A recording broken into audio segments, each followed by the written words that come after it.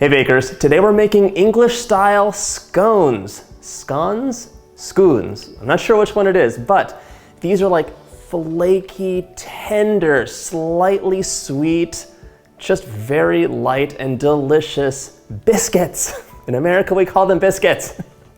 And they're perfect with a little clotted cream, some jam, a nice cup of tea, maybe some cakes. This sounds like a good time. Let's get started. I have half a cup of cold butter, and I'm gonna chop it up into little pieces.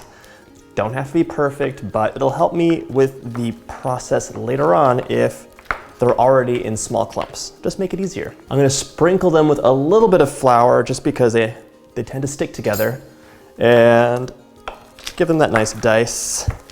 And now they're gonna go into a bowl to hang out in the fridge while I do the other stuff. In you go, butter. All right, now for the very wet ingredients. I have 3/4 of a cup of whole milk, 1/2 a cup of cream, delicious cream, 2 cold eggs, large. In you go. We're gonna give it a nice whisk, just to break things up. Now that's what I call an omelet. If you ever have scrambled eggs in France, I swear this is how they make them, but with more butter. Because they're like basically whipped custard and they are so delicious and rich, my God. Okay, set this aside. I'm actually gonna leave this in the fridge while I do the dry ingredients. I want everything to be cold. Now for the fun stuff, 480 grams or 4 cups of all-purpose flour. There we go. 480 grams. 1/4 cup of sugar, a teaspoon of salt, 2 teaspoons of baking powder. Okay, gonna sift it up and whisk it up. Whisk, whisk, whisk. Pretty easy. All right, now we're gonna make our well. I feel like this reminds me of pasta making. So you're gonna make a well in the center. Oh my God, that feels so nice. It's like chinchilla fur. This is gonna get messy. I'm warning you ahead of time. If you have one of those biscuit making contraptions, you can use that. I will be using my clean hands. So sprinkle that butter in there. We're gonna break up the butter. Break it up into little clumps. I have ice cold death hands, so this works really well. But if you have warm hands, be quick. So I'm crumbling the butter and flour together, pushing it with my fingers until I'm getting kind of like a sandy texture. Little clumps of butter mixed in. Do you know what's bothering half the audience right now?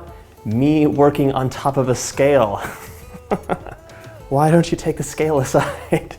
What are you doing to your poor scale? This is an OXO scale, by the way. I get a lot of questions on it. Here we have like a nice crumbly, sandy texture. This reminds me of making pastry dough back in the day before I switched to the food processor. All right, I got my cold milk egg mixture out, making another well, yet again. And let's pour it in and continue mixing. Oh boy. This is gonna get really real. Just toss some of that flour in and just move it around with your hands. I feel like it's the best way. You know I'm not usually this hands-on with my recipes, but there's something about scone making that I feel just requires it. I will be washing these little puppies later though, don't worry. You don't want to overmix the dough too. Very important because you want to have those big clumps of butter in there still. Let's finish it off.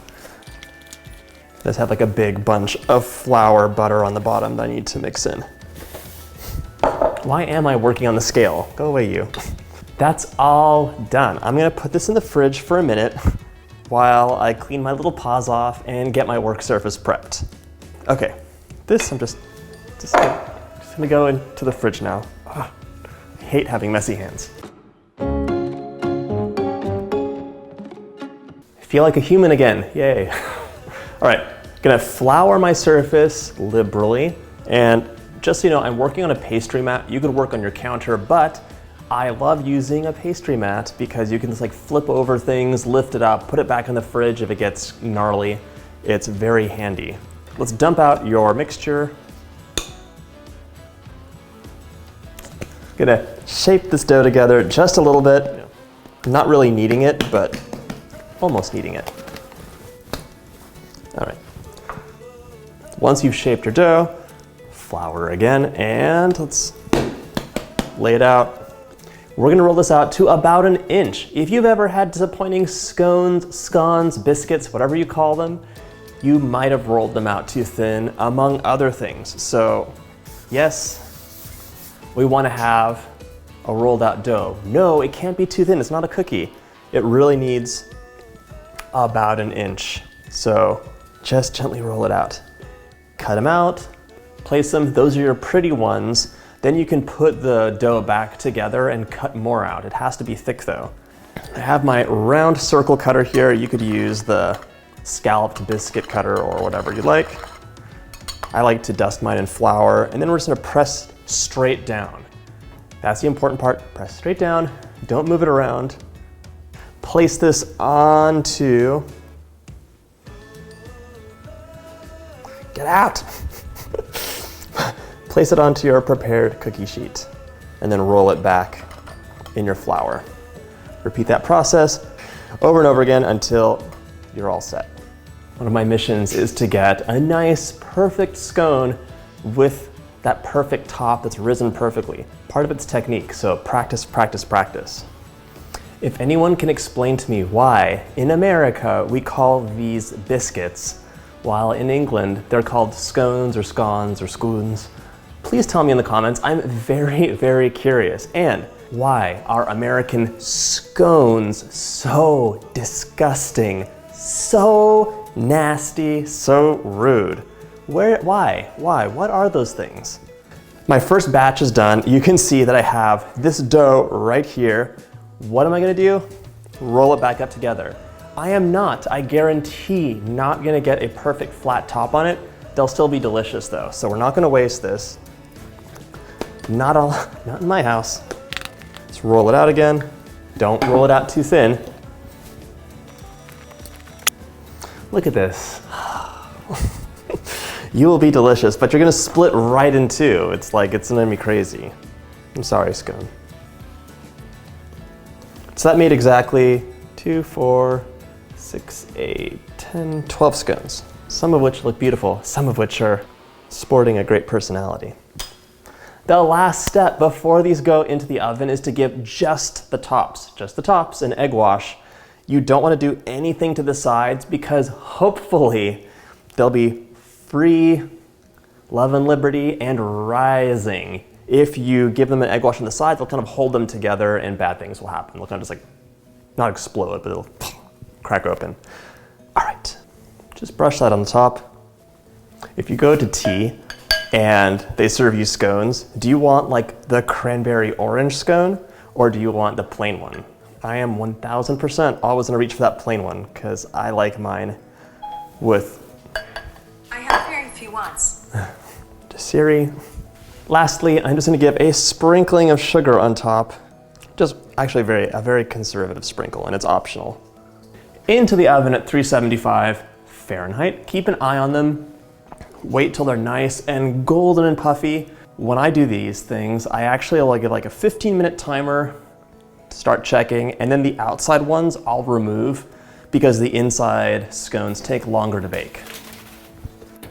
My scones are out of the oven, just cool enough to touch, and I'm so happy with the way they came out. Look at this, nice and fluffy on the side, pretty undisturbed on top. Should we open it up? Look at this. Do you see the steam? I don't know if you can see the steam, but it's delicious. I'm gonna give this just a little bite, dry, and see how it goes. That doesn't need any butter, any jam. I will be adding both of those in large amounts though. If you like this video, check out my how to make cheesy sage biscuits. They're like cheesy sage scones, except they're American. That's the difference. And you can also check out my how to make English tea sandwiches video. Tea sandwiches, scones, tea, that is a good time. You need to check both of those out. All right, thanks so much for watching. I hope you get to make this recipe, and if you like my videos, hit that like button and subscribe.